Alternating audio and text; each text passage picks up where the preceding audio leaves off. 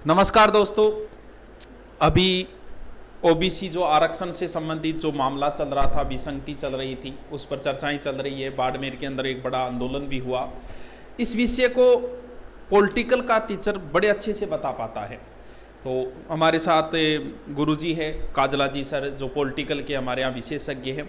इस पूरे मामले को वो आपको समझाएंगे कि किस प्रकार किस वर्ग को ज़्यादा नुकसान, अब जो ये आरक्षण पद्धति है, नुकसान इससे सबको होगा। अभी ओबीसी को ज़्यादा हो रहा है। क्यों? क्योंकि फौजी ज़्यादातर ओबीसी कैटेगरी से आते हैं। ये मामला को ये नहीं है कि इसमें किसी फौजी का विरोध हो रहा है, नहीं, उनको आरक्षण मिलना चाहिए जो 12.5 है, लेकिन उनको अब जो सरकार ने 18 के बाद दी वो पद्धति गलत है जिससे नुकसान हो रहा है। बाकी तो उनको उस चीज़ का विरोध नहीं है। अब इससे जो ओबीसी नहीं, आने वाले समय में एससी एसटी सभी वर्गों को नुकसान होगा।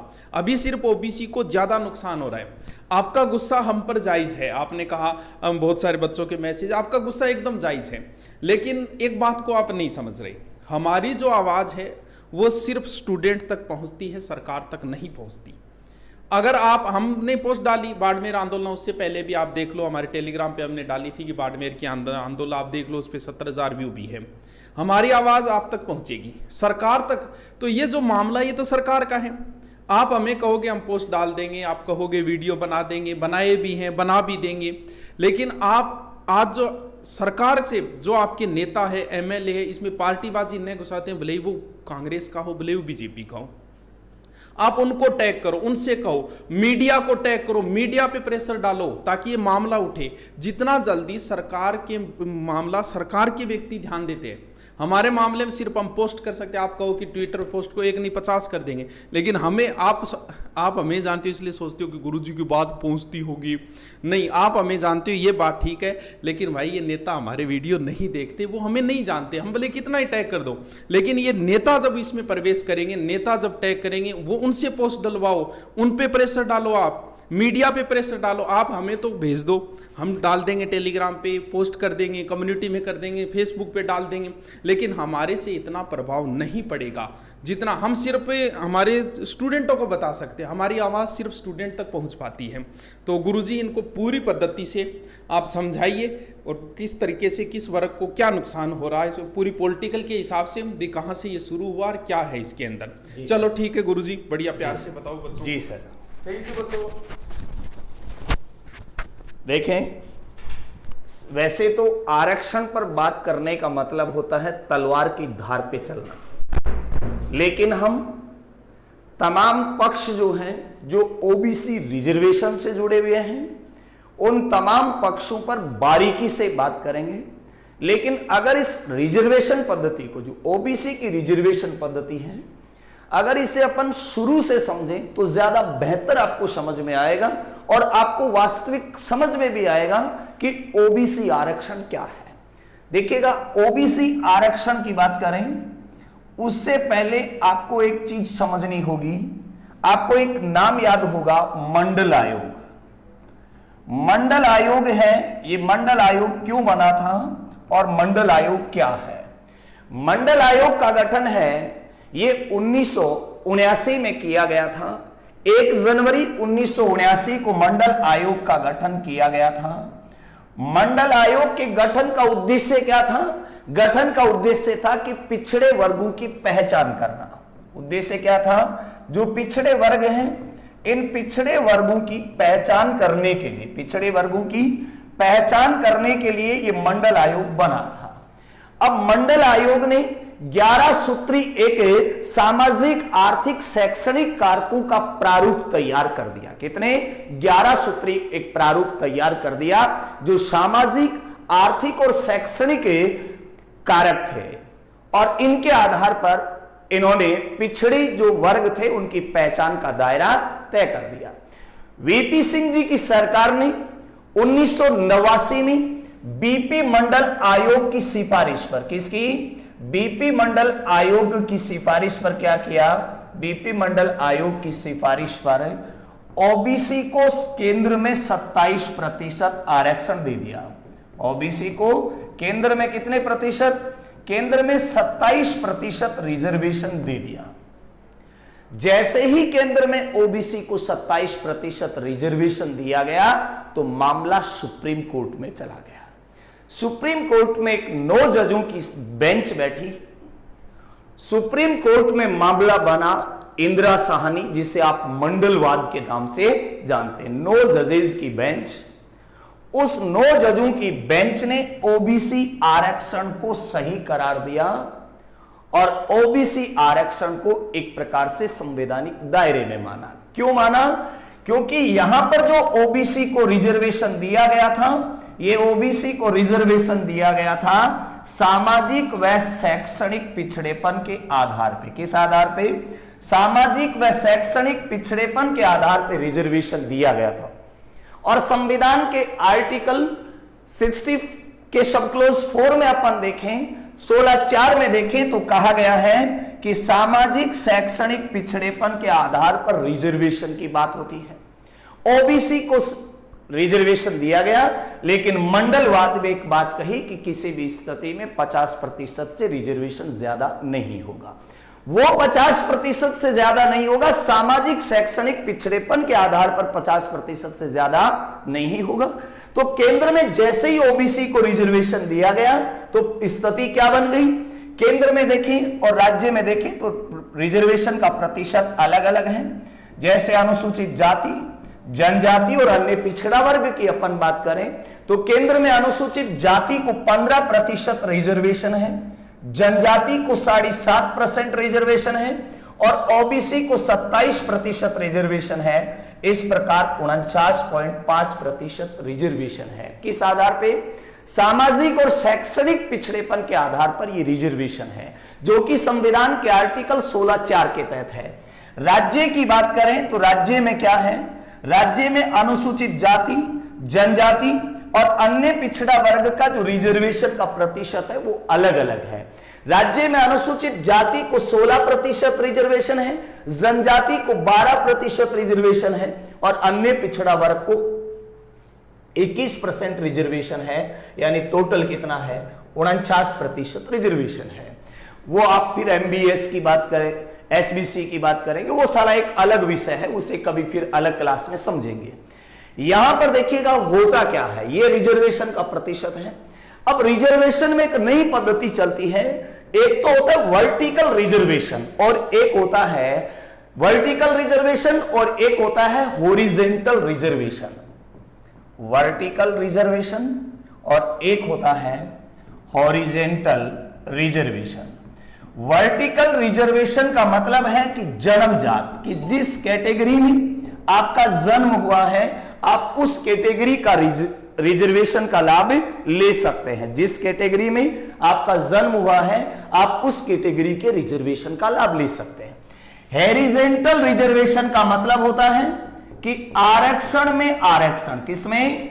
आरक्षण में आरक्षण। अब सारा मामला इस हॉरिजॉन्टल रिजर्वेशन को लेकर के होता है। ये आरक्षण में आरक्षण क्या था, यहां से आप स्टेप बाय स्टेप से समझेंगे तो आपको बहुत अच्छे से समझ में आएगा, क्योंकि इसमें हर बिंदु को ध्यान में रखते हुए सटीक तथ्यों के साथ चलना होगा। सबसे पहले देखिएगा हॉरिजॉन्टल जो रिजर्वेशन है इसके संदर्भ में बात करें तो अपने को किस संदर्भ में बात करनी है? जो भूतपूर्व सैनिक हैं, इन भूतपूर्व सैनिक के रिजर्वेशन के संदर्भ में बात करनी है। भूतपूर्व सैनिकों को 1988 के परिपत्र में या 1988 में इनको रिजर्वेशन दिया गया। कब है?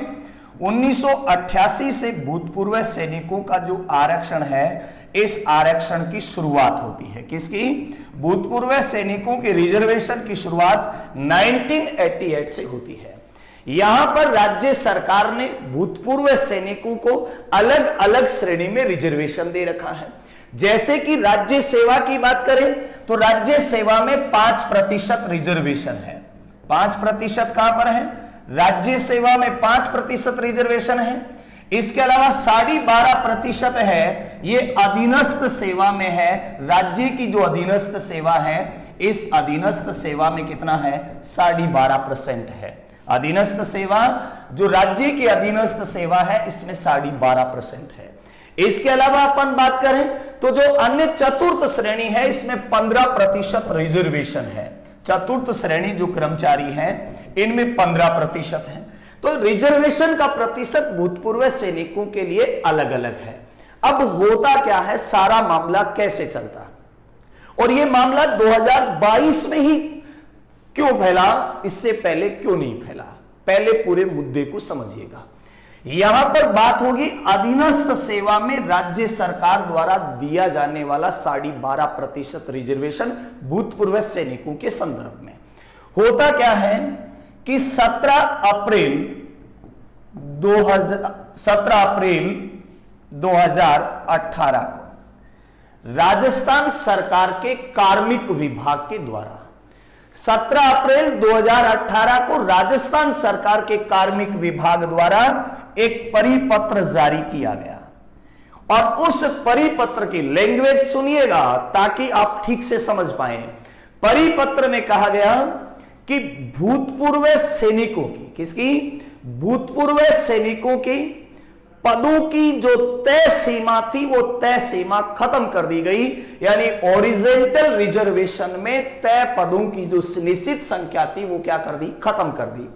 जैसे मान लीजिएगा 200 सीटें हैं, तो इनमें कहा गया कि चलो जी आपको 30% रिजर्वेशन देंगे, मान लीजिएगा ऐसा कह दिया गया। तो इस 200 का 30% या 15% की बात हो गई, तो 15% में कहा गया कि साहब आपकी 30 सीटें फिक्स होंगी। ये था पहले वाला। लेकिन जैसे ही ये परिपत्र जारी किया गया कार्मिक विभाग के द्वारा, जो कि एक प्रशासनिक निर्णय है, उस कार्मिक विभाग द्वारा जारी परिपत्र में यह संख्या है, तय पदों की संख्या कम कर दी। ओरिजेंटल रिजर्वेशन में भूतपूर्व सैनिक आते हैं, विकलांग दिव्यांग जो भी हैं वो सारे किस में आते हैं, ओरिजेंटल रिजर्वेशन में आते हैं। अब मुद्दा यहां पर यह बनता है कि यहां ओबीसी वर्ग में ही आक्रोश क्यों आया, तो इसके पहले तथ्यात्मक जानकारी सुनिएगा कि वर्तमान राजस्थान में देखें तो भारतीय सेना में जो भूतपूर्व सैनिक हैं, ये भूतपूर्व सैनिक 90% से अधिक है। मैं थल सेना, जल सेना और वायुसेना की बात कर रहा हूं, या पैरामिलिट्री फोर्सेस की बात नहीं कर रहा।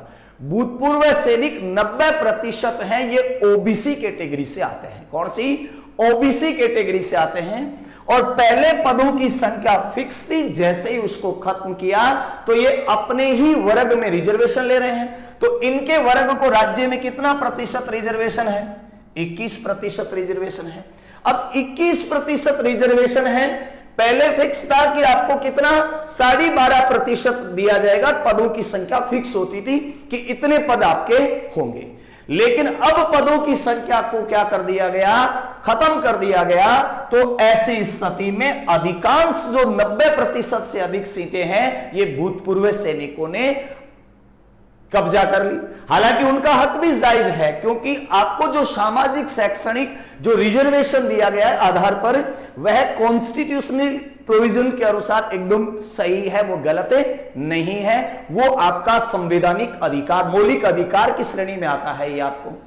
तो ऐसी स्थिति में अब इस संदर्भ में पहला सवाल ये उठता है कि ओबीसी के पुरुषों में ये आक्रोश क्यों आया। तो मैं आपको बता दूं कि ये जो रिजर्वेशन प्रणाली का लाभ लिया, ये सारा सैनिक ओबीसी से 90% से अधिक। तो ऐसी स्थिति में इन्होंने ओबीसी रिजर्वेशन पर कब्जा कर लिया। महिलाएं इसलिए नहीं आई आगे, या महिला इस आंदोलन में इसलिए मौन है कि कहीं ना कहीं महिला सैनिकों की संख्या नगण्य है, और अगर है तो अभी वो सेवानिवृत्ति वाले दौर में नहीं गुजरे हैं। दूसरा, ये 2018 के बाद ये मामला ज्यादा क्यों फैला, तो ये परिपत्र इसके लिए उत्तरदायी है। तीसरी बात ये आती है कि यहां पर जो संख्या है, ये संख्या ओबीसी से, और मैं आपको बता दूं 2015 के बाद अपने राजस्थान में जो सैनिक हैं वो सबसे ज्यादा रिटायर हुए हैं। तो यहां आकर प्रतियोगी परीक्षाओं की उन्होंने तैयारी की है। अब राज्य सरकार क्या इस परिपत्र को वापस ले सकती है। देखो, ये कार्मिक विभाग का आदेश है। जब एक विधानमंडल के द्वारा बनाए हुए कानून को वापस लिया जा सकता है, तो कार्मिक विभाग द्वारा जारी इस परिपत्र को भी वापस लिया जा सकता है।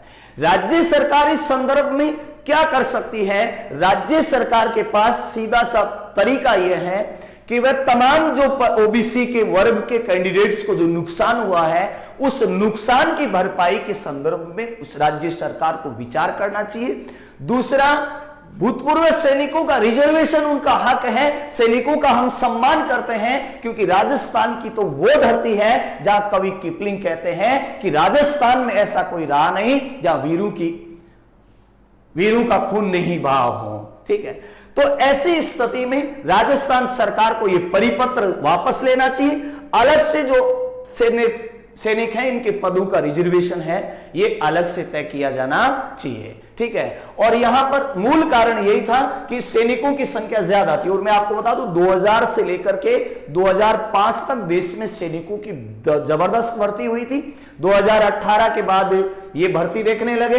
2018 के बाद मामला इसलिए आ गया कि 2018 में शुरू में आया, लोगों ने इस ओर कुछ ध्यान नहीं दिया। हालांकि कुछ ने कहा तो लोगों ने इस ओर विश्वास भी नहीं किया, ऐसा कैसे हो सकता है। लेकिन कोविड के कारण एग्जाम नहीं हुई। 2021 में जब एग्जाम होने लगी तो उसके बाद उनके जब परिणाम जारी होने लगे, उस समय लोगों में इस बात की वास्तविकता समझ में आई कि वाकई ये ओरिजेंटल जो रिजर्वेशन में तय पदों की संख्या खत्म की गई, सीमा खत्म की गई, ये कहीं ना कहीं अपनी ही कैटेगरी का क्या हो रहा है, नुकसान हो रहा है। तो ये था आपका जो ओबीसी आंदोलन से जुड़ा हुआ मुद्दा है। और एक चीज हमेशा ध्यान रखें, अब सरकार, शिक्षक सरकार तक बात नहीं पहुंचा पाता, वो विद्यार्थी तक बात पहुंचा पाता है। सरकार तक बात जनप्रतिनिधि पहुंचाते हैं, और जनप्रतिनिधि हमारे वीडियो नहीं देखते हैं, विद्यार्थी देखते हैं, जैसा अभी सर ने बताया। धन्यवाद। जय हिंद, जय भारत।